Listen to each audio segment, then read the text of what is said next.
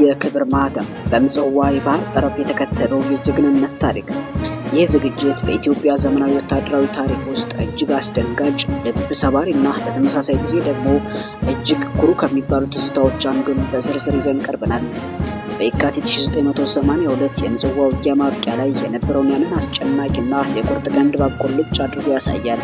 የጦር ግንባር መሪው ብርጋዴር ጀነራል ተሾመ ተሰማ ሁኔታዎች ሁሉ ከአቅም በላይ በሆኑበት በዚያ የመጨረሻ ሰዓት ለጠላት እጅ ከመስጠት ይልቅ የመቅደላውን የአፄ ቴዎድሮስን አሸናፊ የሞት መንገድ መርጠዋል።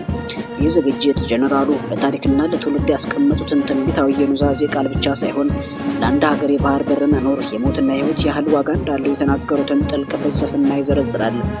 እኔ ዛሬ በሞት ብሸነፍም በታሪክ ፊት አልሸነፍም በሚል ጽኑ እምነት ጀነራሉና ከ150 በላይ የሚሆኑ ታማኝ መኮንኖቻቸው ለወታደራዊ ቃል ኪዳናቸውና ለሀገራቸው ክብር ሲሉ የከፈሉትን መስዋዕትነት በዝርዝር እንዳስሳለን።